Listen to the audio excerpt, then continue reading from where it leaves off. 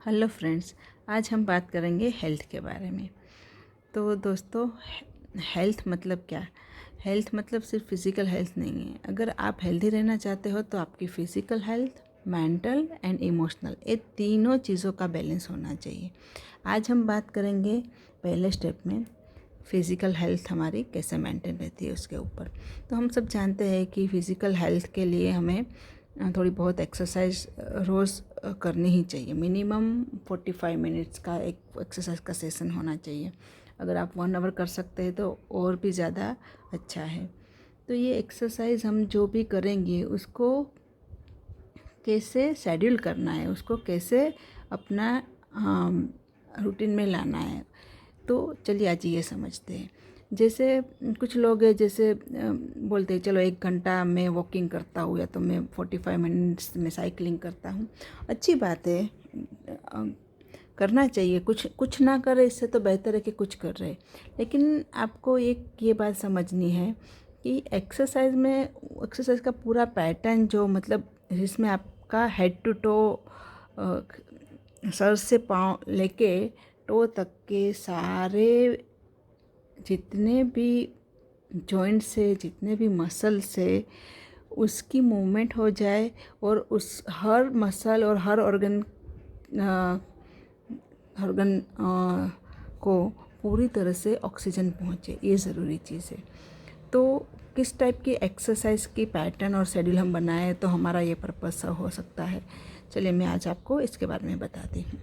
तो एक्सरसाइज को हम डिफरेंट कैटेगरी में डिवाइड करते हैं। तो सबसे पहले आता है एक्सरसाइज का पार्ट है कार्डियो। कार्डियो मतलब ऐसी एक्सरसाइज जिसमें आपकी हार्ट रेट बढ़ेगी, जिसमें आपका रेस्पिरेशन बढ़ेगा, आपकी सांस की गति बढ़ेगी। तो ऐसी एक्सरसाइज में कौन सी एक्सरसाइज आएगी? जैसे साइकिलिंग है, आप क्रॉस ट्रेनर करें, फिर आप स्किपिंग करें, रनिंग करें, जॉगिंग करें, ट्रेडमिल पे दौड़े। ये सब एक्सरसाइज है जो आपका हार्ट रेट बढ़ाएगी। तो ये भी एक्सरसाइज शेड्यूल में ज़रूरी है कि जैसे अगर आप 1 घंटे का आपका शेड्यूल है तो आप 10-15 मिनट कार्डियो आपने कर लिया। फिर दूसरा पार्ट आता है एक्सरसाइज में, that is body muscular skeletal system strengthening. That है शरीर के जितने भी मसल्स है, जो भी जॉइंट्स है, उसके बारे में उसको हमें ज़्यादा स्ट्रॉन्ग करना है। तो एज ए फीमेल जब मैंने पहली बार एक्सरसाइज स्टार्ट किया था तो मुझे ये कंसेप्ट ही नहीं था कि अब एक फ़ीमेल को मसल स्ट्रेंथ करके क्या करना। जैसे जब मुझे कोई बाइसेप्स बनाने में या बाइसेप को दिखाने में मुझे क्या इंटरेस्ट होगा, अगर मैं एक रूटीन एक्टिविटी करने वाली है, जो मैं डॉक्टर हूँ या तो हाउस वाइफ हूँ, तो मुझे क्या डोले शोले थोड़ी ना बनाना है, मुझे किसको दिखाना है। लेकिन नहीं, ऐसा नहीं है। एक बात समझिए कि जैसे कार्डियो से या कार्डियो करेंगे तो उसमें भी मसल जो भी यूज़ होंगे वो तो थोड़े उसके ऊपर भी इफ़ेक्ट आएगा ही आएगा। हार्ट भी अपना मजबूत होगा, रेस्पिरेशन अच्छा होगा, बॉडी डिटॉक्स होगा। लेकिन मसल पावर जितना बढ़ेगा, मसल की स्ट्रेंथ, मसल की पावर जितनी भी बढ़ेगी, मसल का बल्क जितना बढ़ेगा, इतना आपका बीएमआर बढ़ेगा। मतलब कि बीएमआर मतलब बेसिक मेटाबॉलिक रेट। तो आपकी बॉडी ऐसे जैसे कुछ भी नहीं कर रही है तब भी जो कैलोरी बर्न आउट करने की कैपेसिटी है उसकी, वो अगर मसल फाइबर्स ज़्यादा होंगे, मसल स्ट्रेंथ ज़्यादा होगी, मसल का बल्क ज़्यादा होगा, तो बीएमआर ज़्यादा रहेगा। तो जैसे कुछ लोग होते हैं ना कि जैसे बोलते हैं कि मैं कुछ भी नहीं खाती हूँ, बहुत थोड़ा खाती हूँ तो फिर भी मेरा वेट बढ़ता रहता है। दैट मीन्स कि उसका बीएमआर बहुत डाउन है। बॉडी रेस्ट लेवल पे जो कैलोरी बर्न आउट करती है उसका जो रेट है बहुत ही कम है। तो अगर आप अपना मसल की स्ट्रेंथ बढ़ाएंगे तो बीएमआर बढ़ेगा, तो आपकी कैलोरिक बर्नआउट ज़्यादा होगी, तो फैट डिपोजिशन कम होगा। तो मसल स्ट्रेंथनिंग ज़रूरी है हर किसी के लिए जो भी अपने बॉडी को फिट रखना चाहता है। ऐसा नहीं कि मेल है और वो सिर्फ दिखाने के लिए या शो करने के लिए अपने मसल्स बाइसेप ट्राइसेप्स या तो एट पैक्स बनाता है। नहीं, ऐसा नहीं है। फीमेल्स के लिए भी थोड़ा मसल बल्क पुट ऑन करना ज़रूरी है। तो दूसरा जो एक्सरसाइज का कैटेगरी है वो है मसल स्ट्रेंथनिंग। तो उसमें आप दो चीज़ें कर सकते हैं। एक तो बॉडी वेट ट्रेनिंग कर सकते हैं, मतलब अपनी बॉडी के वेट से आप एक्सरसाइज कीजिए अलग अलग डिफरेंट टाइप की, जिसमें से डिफरेंट मसल्स यूज़ होंगे और उसकी स्ट्रेंथ बढ़ेगी। फिर दूसरा आता है कि आप जिम के जो इंस्ट्रूमेंट होते हैं, जो अपने वेट्स होते हैं जिम में, उसको यूज़ करके आप अपने मसल्स को ज़्यादा स्ट्रॉन्ग कर सकते हैं। तो कार्डियो आ गया, बॉडी वेट ट्रेनिंग आ गई, मसल स्ट्रेंथनिंग आ गया मतलब।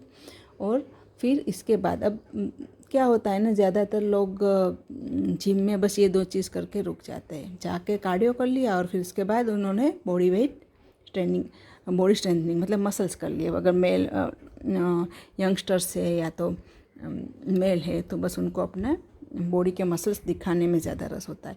तो ये पूरा फिटनेस का कंसेप्ट नहीं है। अब आप जितने मसल्स आपने मसल को जितना भी आपने टेंस किया है उसको रिलैक्स करना भी इतना ही ज़रूरी है। तो फिर आपको इंक्लूड करना है इसके साथ स्ट्रेचिंग एक्सरसाइज। तो अगर आप योगा का भी एक 15 मिनट का सेशन कर लेते हैं, जिसमें जितने भी आपके जॉइंट्स है, जितने भी आपके मसल्स यूज़ हुए, उसको आपने जितना भी टेंस करके उसको यूज़ किया है, उसको स्ट्रेस दिया है, अब उसको रिलैक्स करना भी इतना ज़रूरी है। तो फिर आती है सारी स्ट्रेचिंग एक्सरसाइज। तो जितना जॉइंट्स है, जितने मसल्स है, उसकी डिफरेंट स्ट्रेचिंग आप सीख लीजिए। उसके बारे में भी मैं एक वीडियो बनाऊंगी। और फिर वो आपका जब ये सेशन ख़त्म हो जाए, पहले 2 सेशन, उसके बाद आप 15 minute whole body stretching exercise कर लीजिए। तो cardio and whole body strengthening exercise के बाद आता है स्ट्रेचिंग। और स्ट्रेचिंग के बाद आता है जो ज़रूरी चीज़ आपको अपने एक्सरसाइज के शेड्यूल में ऐड करना ही करना है, वो है प्राणायाम। और उसके बाद आता है ध्यान मतलब मेडिटेशन। तो ये सब चीज़ों को मिला के अगर पूरा आप 1 घंटे का या 1.5 घंटे का शेड्यूल बनाते हो, तो ये पूरा आपके ना सिर्फ आपकी बॉडी को बट आपके माइंड को और इमोशंस को भी बैलेंस करेगा और आप पूरी तरह से हेल्दी और फिट रहेंगे। तो अगर आप 1 घंटे का जैसे बनाते हैं शेड्यूल, तो इसमें आप last 20 minute yoga and pranayama and meditation का रख लीजिए, या तो 20-25 मिनट फिर जिसमें जितना आधा घंटा अगर कार्डियो और जिम एक्सरसाइज कर ली तो 20 मिनट ये भी कर लिया साथ में। तो इससे बॉडी में ज़्यादा डैमेज भी नहीं होगा, हीलिंग भी प्रॉपर होगा, मेंटल स्ट्रेंथ बढ़ेगी और इमोशनल बैलेंस भी आएगा। तो एज ए होल हेल्थ का एक पैकेज आपको तभी मिल सकता है। आजकल हम देख रहे हैं जैसे यंगस्टर्स में बहुत हम न्यूज़ सुन रहे हैं कि